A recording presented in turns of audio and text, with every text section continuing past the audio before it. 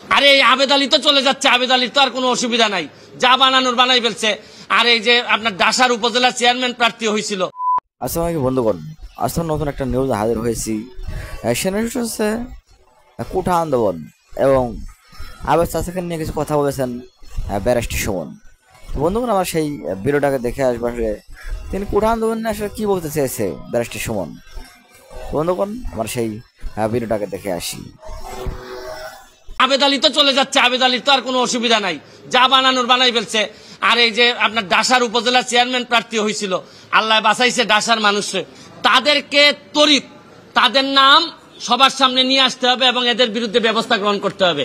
আমিও তো বলি মাঝে মধ্যে, অনেক সরকারি কর্মকর্তা, ইভেন ডিসি ধরেন, অনেক বড় বড় কর্মকর্তা, এদের কথাবার্তা আমার শুনলে মনে হয় যে আরে এত ইনকম্পিটেন্ট একটা লোক ডিসি হয় কিভাবে, একটা ইনকম্পিটেন্ট একটা লোক ইয়নো হয় কিভাবে। আমি যখন দেখি তখন আমার হিসাব মিলে না। এখন আইসা ওই সৈয়দ আবেদ আলীর মাধ্যমে আমার কিছু হিসাব মিলতেছে।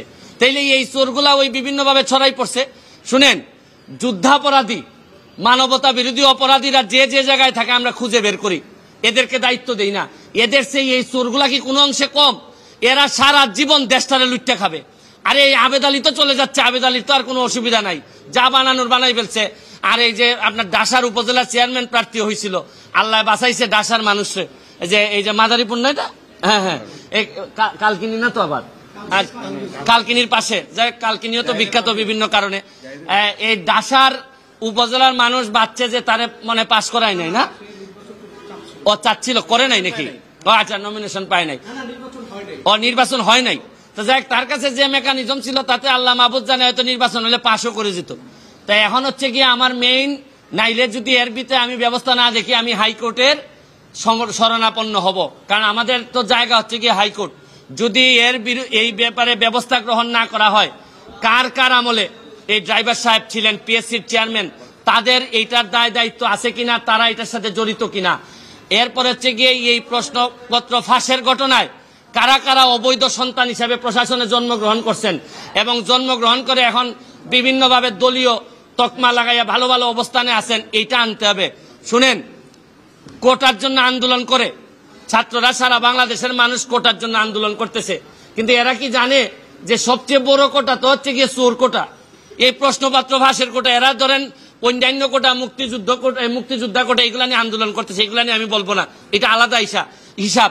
কিন্তু জানে না, এরা যদি জানতো যে সবচেয়ে বড় চোর দুর্নীতিবাজ কোটাটা হচ্ছে গিয়ে বাংলাদেশের বড় কোটা, এই কোটার বিরুদ্ধে আন্দোলন করলে সব জিনিস সুবিধা আমরা পাইতাম। কিন্তু এটা আমি পরে হয়তো আরেকদিন বলবো। তবে এখন আমার বক্তব্য হচ্ছে স্পষ্ট, এদের বিরুদ্ধে কারা কারা প্রশাসনে আছেন তাদেরকে বের করে তাদেরকে আইনের আওতায় নিয়ে আসা হবে, নাইলে এই দায় সারা জীবন বাংলাদেশের বয়ে বেড়াতে হবে। আমি একজন এমপি হিসাবে, একজন ব্যারিস্টার হিসাবে আমি মনে করি এটা জাতির সামনে নিয়ে আসা আমার দায়িত্ব। আপনাদের মাধ্যমে আমি এটা ছড়াই দিতে চাই এবং আমি দেখতে চাই যে কি ব্যবস্থা গ্রহণ করছেন। নাইলে আমি মাননীয় প্রধানমন্ত্রীর কাছে প্রয়োজনে যাব, মাননীয় চিফ জাস্টিসের কাছে যাব, কারণ এইভাবে একটা দেশ চলতে পারে না। Thank you. পিএসসি কমিটি করছে, পিএসসি কমিটি, এই যে বাংলাদেশে কমিটির জন্য আমি ভয় পাই আরো বেশি। কমিটি করলেই মনে করলেন যে ধামা চাপা দেওয়ার জন্য একটা প্রক্রিয়া শুরু হইলো। আরে কমিটির কি কাজ? চোর ধরছে পুলিশ, চোর ধরার পর চোররে বলবে যে আর তোর সাথে কে কে চোর আছে বল। এখানে আবার ভদ্রলোকের কমিটি করার দরকার আছে কি? পিএসসি হোক, টিএসসি হোক, যত এসসি হোক না কেন, চোর যারে যারে বলবে এই জায়গায় পুলিশ যাবে। এখানে মধ্যে এই তদন্ত কমিটি করা মানে একটু আস্তে, এর মানে হজম করার জন্য একটু টাইম নেওয়া। এগুলো আমার অভিজ্ঞতা থেকে বললাম।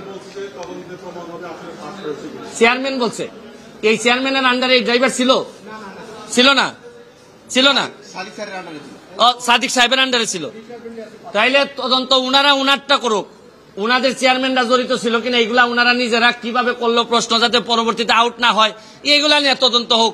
পিএসসি কিভাবে নিজে প্রটেক্টেড হবে এইটার জন্য তদন্ত কমিটি করে তারা তাদের প্রোটেকশন বাড়াক। কিন্তু এর আগে কারা কারা চোর ছিল, দুর্নীতিবাজ ছিল, বাটপার ছিল, এগুলা বের হয়ে আসা জরুরি সবচেয়ে বেশি। Thank you.